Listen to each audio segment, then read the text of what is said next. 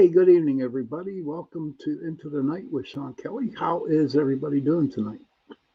Well, I'm just doing okay. We're getting ready for that real big, nasty storm that's coming through. Um, I think we're going to be getting like in the low fives. I don't know. I'm ready for it though. Yeah, it's supposed to be really, really, really cold on Christmas Eve and Christmas Day this weekend, and I'm like, well, we'll see what happens. I got some good news. My son, come hell or high water, he said he will be in on the weekend. So anybody out there, if you can, just say a little prayer for my son that he gets here safe. That he's in no accidents and stuff. As you could tell, people who are watching online, I don't have my Santa Claus look no more. Last week it was just like really, really, really getting on my nerves, you know. And no, I just, a lot of people were shocked to see what I actually look like underneath, when all that stuff is gone. But I feel a lot better. My dude that I get my hair cut from, he was like, do you know it's been 13 weeks since you got a haircut? And I said, no. I said, holy crap, that's like 3 months. So that's what happens when you got 3 months without going and getting your hair cut. But I feel good now. Um, Life's a little bit interesting for me. Um, I don't know. I'm ready to, come 2023, coming up in a couple of weeks, I'm ready to start over again. And that's not with the paranormal investigations. It's doing new things, writing material, doing some more work on my podcast here. And, and I'm really looking forward to it. You know, 2022 was a good year, but it was a bad year. It had its ups and it had its downs. But, I'm still sitting here with you guys here on December 20th, 2022. So, that's one good thing about how I am going on with this 2022 bit. But so how's everybody going? I mean, how they doing? Are you like going shopping? Did you get your Christmas shopping done? Did you get all your food prepared? We did. I got my stuff done. My son's real easy to buy for. My brother is too, and for my mom. I can't really tell you what I got them because there are some people who are in the family, in my family, that will tell her what we got her. But it was pretty nice, and I'm really looking forward to it. You um, she got her car fixed, so that's taken care of, and I don't know. Things are just, it's crazy with our lives, especially mine. It's like for a long time, I just everything I touched. You know how King Midas would say, he touched everything and everything became gold. Well, everything I touched broke. Swept rock. I think, yeah, swept rock on the Flintstones. Everything he touched, it broke. And that's how I felt sometimes. Everything, But you know what? When you break something, it definitely can be repaired. So not always, but the majority of the time you can repair what you broke. And that's what I'm doing with me. I'm repairing what I broke. I have an interesting show tonight. Okay. My friend Jenny, okay, um, she asked me if I could talk a little about this. She thinks she's got, no, I don't know if I'm saying it right, but the Maluk or the Maluccio or, the evil eye. So she asked me to do some research on it, and I'm going to bring it up on my show, you know, right now. First of all, the questions I would like to ask you out there is, do you believe in curses? Do curses actually work? Or is it all in the state of mind that you think the curse might work or the curse won't work? I personally think that if someone puts a curse on you, incidentally or intentionally or unintentionally, you know, so crap happens, so, something breaks or something happens to you, happens to your car or whatever, you might not, it's like, well, there's a lot of people out there that don't like me now. So did anybody put some type of curse on me? And I found that, you know, doing a little soul searching, that if I, be a conspiracy theorist about curses, man, I everything I touch, it was a curse. And I can't live my life through that, you know. I can't live my life believing that I'm cursed.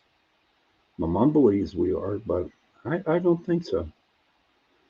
I really believe that everything happens for a reason and that there's no coincidences, so. But so I did a little research, and of course, I'm going to go over to my trusty little notepad right here. And okay, the evil eye. Now, these are Italian curses. I just don't, have it on the evil eye. There's a couple other Italian curses out here, which was like, it was pretty shocking, to say the least, because you'll see as I read on. But the maluka is a cause that is a curse that can be put on a person without even meaning to. So, what's that saying to me? Okay, so is there somebody looking at a picture of mine, throwing a curse on my butt? Or is it somebody that I've met? Do they realize that they're putting a curse on me? I would say, in my own, just personally, what I think would be about 99% of the time, they don't know what they're doing if it is a curse. If someone did that intentionally. They also say um, it's all up, mind over matter. You, so what? So I go and get in my car and I'm driving and I get a flat tire for no reason at all. Did somebody curse me? I don't think so. You know, crap happens. Well, I look at it. So she was explaining to me earlier on how to tell if you have a curse. Let me see if I wrote it down. Um, no, I don't. But from what I remember is that the only way to find out if you are cursed with the evil eye, the malucha, whatever it is, um, you get like a bowl of water and you get some olive oil and you pour it in. And if it's bundled, if it just stays in one place, that means somebody has given you the eye, that you are cursed. Um, but if it doesn't and it spreads out, okay, the then you don't have the curse. But she was saying that in order to get rid of this curse, somebody, first of all, in order to do this, Jenny couldn't do it on her own. She would have to have somebody do it for her. And the only time that you can actually do this is on Christmas Eve, you know. And so, God bless her. I hope she isn't cursed, you know. I hope nobody's cursed. Who knows what's going to happen? But my prayers are with you, Jen. Trust me. Um, so there, we'll have to see about that. If there's any people who are ancestors or who are Italian and would like to share a little bit more about that curse, feel free to make a comment in the comment section on my show here. Another one. Now, it's called the Devil's Horn. All right. And it's called Corno, Corno. And what that does, it's handed out to men at festivals and such. And what it does is that it protects the person from the evil curse of the eye, the evil eye. So, what can I say? You know, if you really feel like that somebody is cursing you, then you know what? Go out and get one of the devil's horns. They're pretty sharp, they're pretty, they look kind of good, and that's what you need to do. I really actually have not sat down and talked with a person, of that descent, of the Italian descent. But you know what? It gives me something to look forward to. In fact, I'll tell you what I'll do is I'll try to find somebody. I know a couple of Italians, and maybe I can, get some information off of them and then bring back and give you some more. It's pretty interesting. Now, going along with the curses, okay, this was a crazy one. And I just picked these up not an hour before I got on my show.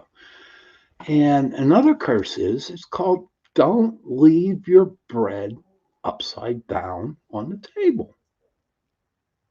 Seriously, that's what curse. That is a curse. Don't leave your bread upside down on the table. And meaning of that is seeing upside was thought to be to bring misfortune and starvation, especially fishing boats. It was if the bread was upside down on the table, then there'd be no fish, so you'd go hungry. Now, who would come up with something like that? I'm not knocking it. I'm not knocking the curse. I'm not knocking, what people believe. Okay. It's just upside down bread. I I really need to research these, a little bit more. But it's not just going to be the Italian curses that are out there. It's going to, research some Irish ones and Polish ones and German ones, and see if they all relate, you know, if they all the curses relate. Some people say that witches put curses on people. Some people say warlocks put stuff on people, you know. A good friend of mine who is a witch, you know, um, by casting spells is that if you think of something to somebody, it goes out in the air, in the universe. And she said that that is considered, a spell. To me, spells and curses could be the same thing. If anybody, if I'm wrong at saying that, please tell me. I'd be, correct me if I say anything I was wrong. You know. So no, so when she told me that, I had to sit down and really think about it because it's like, okay, so if I can wish something on somebody, it could happen to them. But what if I can wish money? How about money for me? Can you imagine that?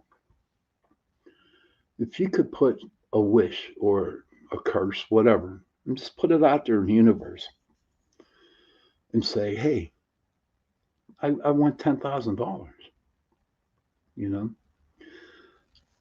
maybe thinking, okay, so come to me $10,000, I'd be happy, you know, but it's like, No,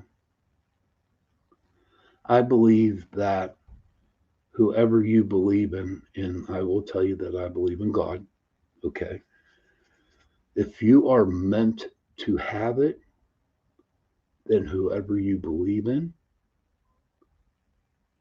will give it to you. But if they don't think you need it, then you have to go and do what you have to do to survive.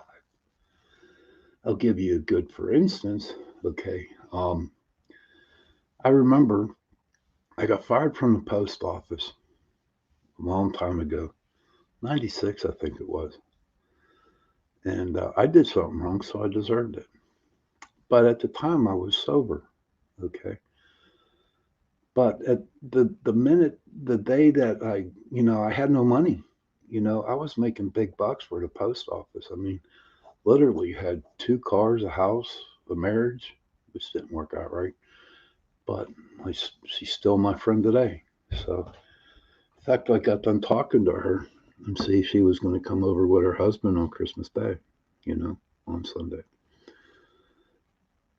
So one day I was in my apartment and I was really feeling down on myself. And I'm thinking, my God, I used to have this, and this, and this.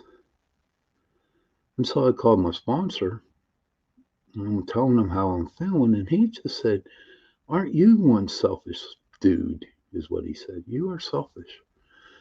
I said, "What are you talking about?" He said, it's like this. You had all that at one point in time. You had it. You screwed up and you lost it. But remember these three things. You have a son that loves you. You have food in your stomach. You have food in your son's stomach. You have buy his clothes. And you have a roof over your head. And it's like, you know what? I think, God's doing pretty good for you. You know, I say you know a lot. I was told about that last week. So if I say you know too much, then I truly am sorry. But there's another thing here. Here's a cold curse. Um, the number 13 in Americans is considered a really bad number. It's an unlucky number. Okay. But the Italians, 13 is a very lucky number. That's cool, you know. And there's my again. But they also say that you have to stay away from the number 17. In Roman numerals, you know, they spelled it out numerals. And the Arabic meaning is it's a man in the gallows. So that was kind of confusing. But as I read that sentence over and over and over again, I was like, oh, so 17 is an unlucky number because there's a man going and he's in the gallows. That's weird. That's strange. The only lucky 17 for me is St. Patrick's Day, March 17th. That's the good day. I can't wait for that. It's coming up pretty soon. I haven't really thought about this, but maybe 100 days. Who knows? Getting there. It's a little bit over 100 days, but I'm looking for that day. I have a lot of fun with my family on St. Patrick's Day, and maybe this year I will definitely go out and try to find a leprechaun. Who knows? Who knows what I'm going to do? But maybe I might just go into the woods and see if the little green men are out there. That'd be great. So my question to you guys again is: do you believe in curses? leave me a message. You can go to the Pittsburgh Paranormal Society Facebook page and leave a message, or you can get me on Facebook, Shawn Kelly, and my picture is the logo, Pittsburgh Paranormal Society. So I'd like to hear what you have to say about it. Now, as I was reading these Italian curses, all right, and working in a supermarket, and that's all I hear for 8 hours a day, 7 days a week. Mhm. So I'm thinking to myself, so are there any dark Christmas carols out there? And what I mean by dark, like not so happy carols that we hear all the time. You know, I'm saying, okay, let me look at it. So I Googled it, and there's 5 of them. And this is going to be amazing. Like I did write the most of them down. Um, so bear with me because I'm looking at my, like I said, my little trusty pad here. It's just some of them are like crazy. So I'm going to get to them. Number 5 coming in at number 5 is We Three Kings. And I'm thinking, hmm.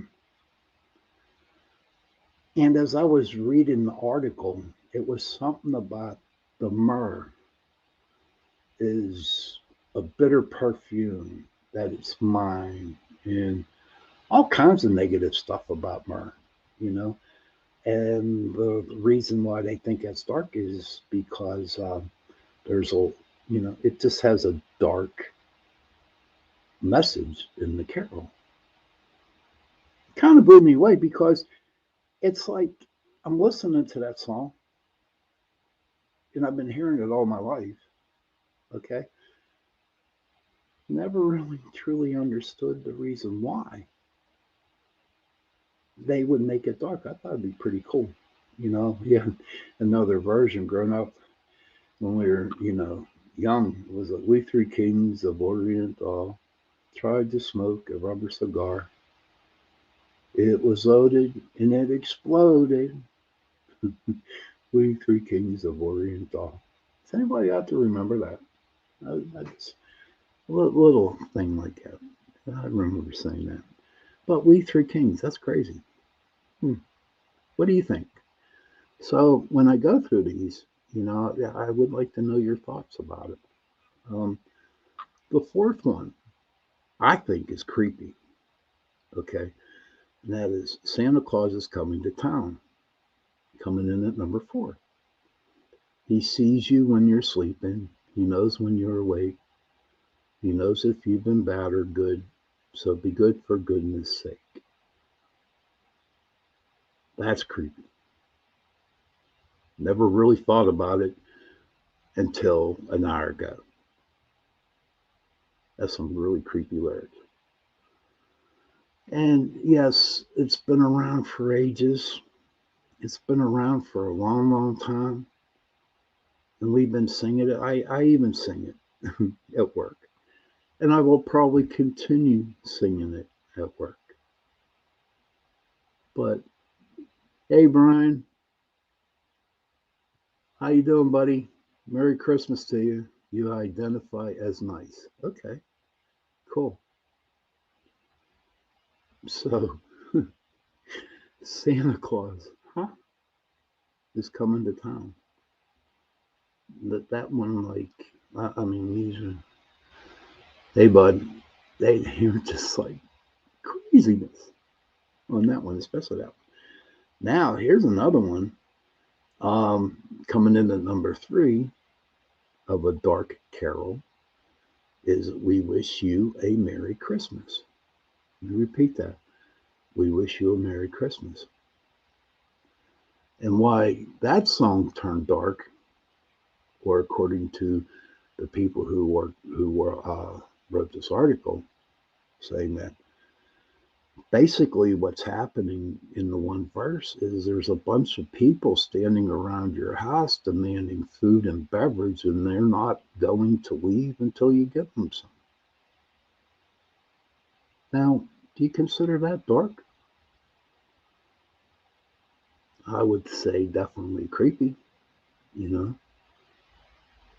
but it does have a point. It does have a point. I guess you can take any songs with any lyrics and turn them into how you see that song. You know what you can do. We're rearranging the not rearranging the words, but having different types of ideas on how that song can go. Now, if you really look at that, you will see that it really does sound like that people are demanding food and beverage and won't leave your house until you get some. So that's why that song is dark. Now, here coming in at number two is Have Yourself a Merry Little Christmas. That's the number two song that's dark. Now you're saying to yourself, Shawn, you're weird. You're weird. How could this be dark? I'll tell you why right now. In 1944, Judy Garland sings this song in the movie Meet Me in St. Louis. Garland's character is singing this to her little sister because the family might be moving to New York. The original lyrics to this song, okay, the original lyrics is Have yourself a merry little Christmas. It may be your last. Next year we may be living in the past. That's the original. Garland didn't like that. She didn't. So she went to the guy who composed or whoever wrote that song and said, "Could it not be happier?" That was that was really bad. I'm going to repeat that again. Have yourself a merry little Christmas. It may be your last. Next year we may be living in the past. Then the second lyric behind that, the second verse goes, faithful friends who were dear to us will never be no more. Yeah, Brian, it's pretty interesting. Um, it blew me away. So you look at it and it's like, holy crap. Holy crap. There are some dark meanings. Now, you know, without like the 12 Days of Christmas, it was really crazy. The song is a Christmas carol, I guess, but it wasn't meant for the days before Christmas, the days after Christmas, the kind of gifts that you got. I think it starts on the 26th and ends on the Ascension, January 5th or something like that. 12 days. I don't know. Now, back to Have Yourself a Merry Little Christmas. 1954, Frank Sinatra recorded his own version of the song. He replaced the line, until then we will have to muddle through somehow, with hang a shining star upon the highest bough. So it wasn't just one or two people thinking that this song was creepy. There was a lot of people that thought this was creepy. And with Frank Sinatra to change the lyrics around to his song, um, that pretty intense, you know. So I'm grateful that they did change the lyrics to that song because I tell you what, it's a very pretty song. I really enjoy that Christmas song. Never heard the Judy Garland one. Hopefully, you know what I might do? I might just YouTube it and see if it's legit. You know, if she actually sung those words. Now, the number one, and I never heard of this carol before. Maybe I did, maybe I didn't. It's called the Coventry Carol, and it's about, and this is sad, killing babies. Okay. King Herod, when he saw that he had been tricked by the wise men, was in a rage, and he sent and killed male children in Bethlehem who were 2 years old and younger. Yes, I don't want to really talk about that song right now. I never heard it. I really don't know the lyrics to it. I tried listening to it, could not understand what they were saying. You never heard of that either, huh, bud? So these are like, I guess, the top five dark Christmas carols.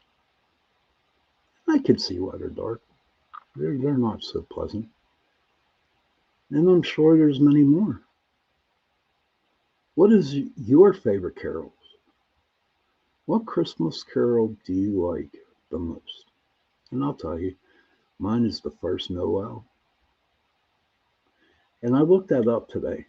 And the first Noel, in its Noel, in its Latin meaning, means birthday. That's cool. So the first Noel, which is the first birthday, and also in France, they say joyous something. I can't speak French, but it's joy, Joy, something Noel, which means Merry Christmas. So Noel is part of the, Christmas.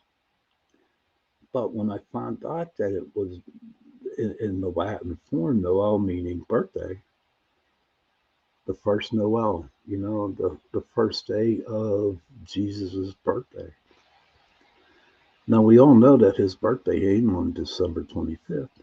It's, I'm going to say, I thought I read where they said it was in April or something like that.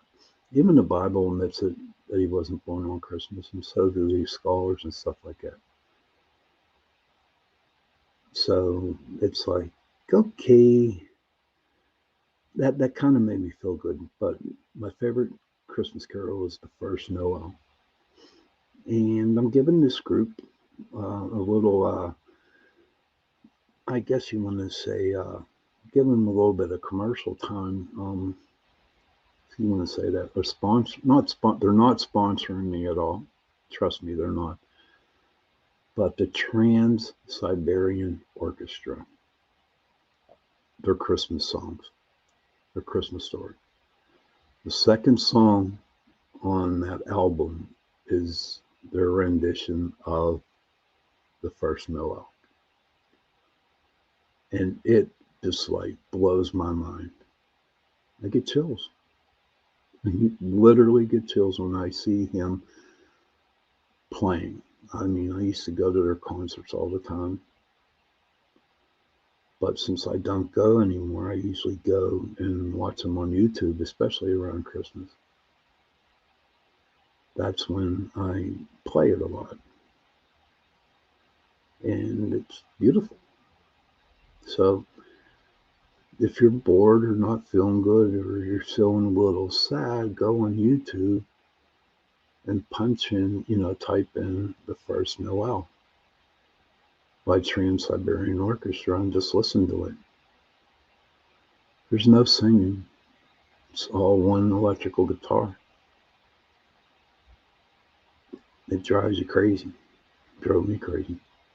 But that whole album has a story to it. And there's another song in that story. It's called The Bar. It's about this angel that's helping this little girl go home. And the angel walks into a bar and he asks the bartender if he could help. And the bartender takes some money out of the cash drawer, gives it to the little girl, and she goes out to JFK Airport to go home.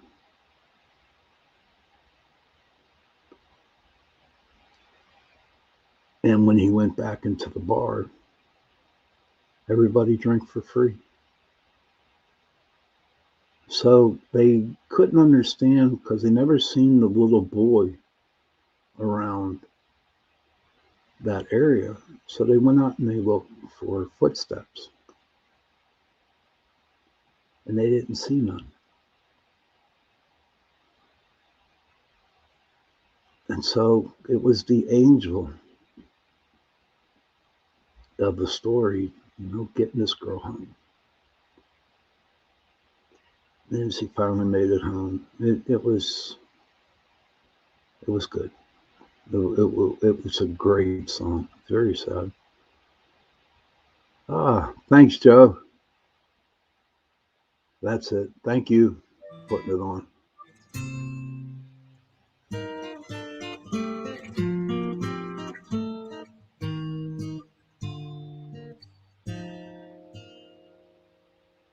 Thanks, bud. I appreciate that. Thank you, buddy. But yeah, the bar. That's a good song. So, coming up, Christmas is Sunday.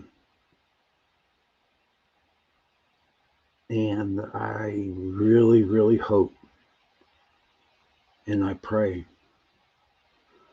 that everybody has a wonderful Christmas, that they get to spend time with their family, to sit around the Christmas tree and open presents. If not opening presents. Thanks, buddy. Thanks, Brian.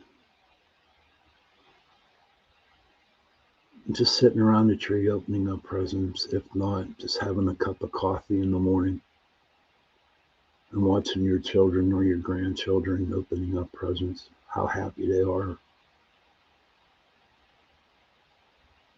But just being together. I pray and wish for that for you.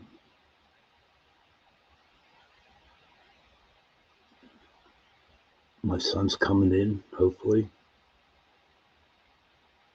And hopefully he'll get here safe. You know. But the hardest part is when Christmas is over and they go home. And you might see them around the 4th of July. And you might definitely see them around Christmas again the following year. Well, my son's 32. I'm 60. I miss him a lot.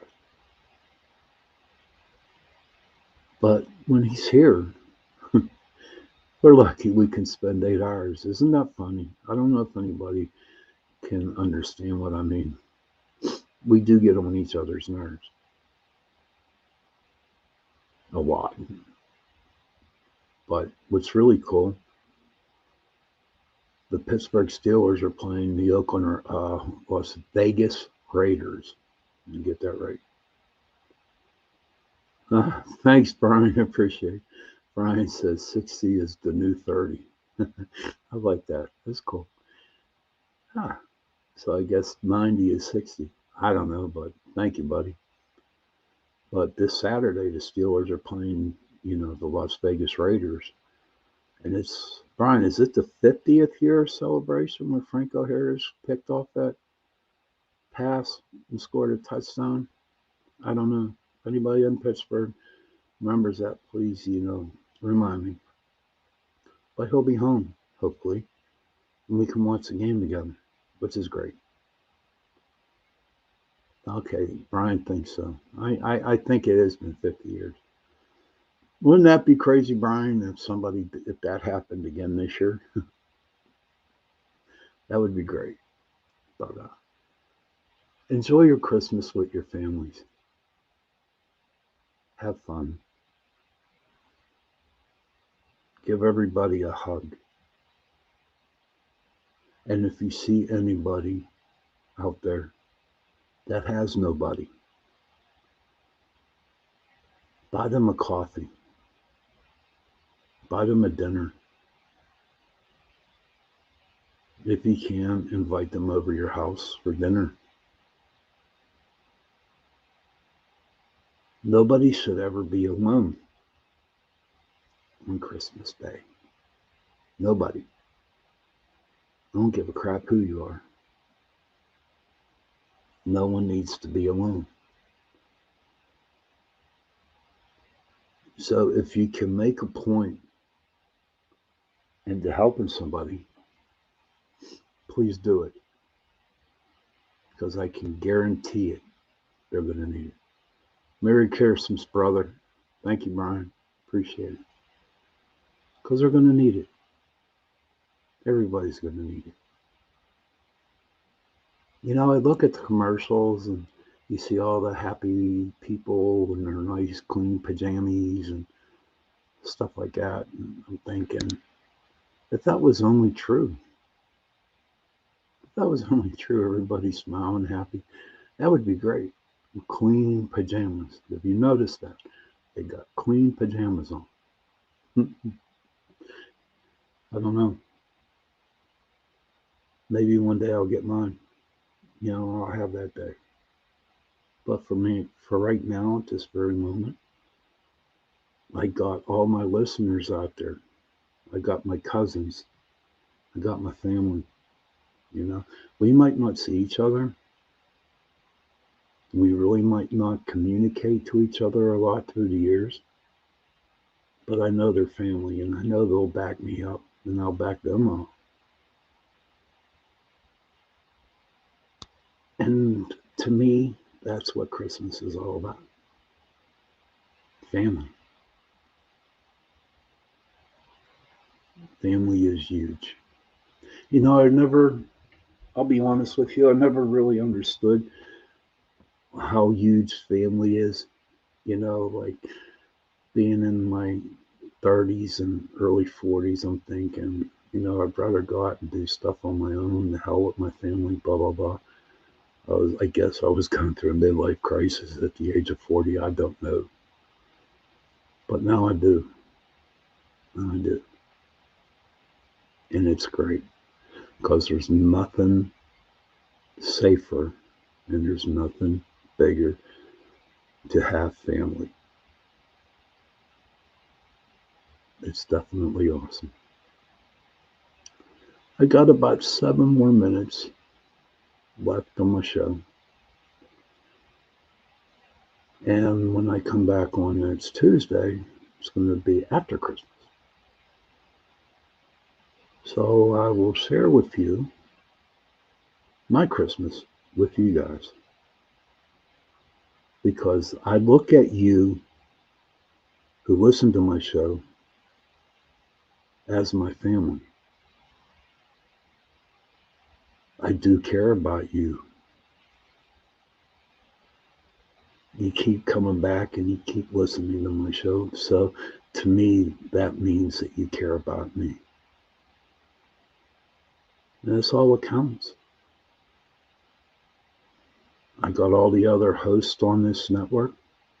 Oh, I forgot to say, it's UPRN Radio 105.3 New Orleans.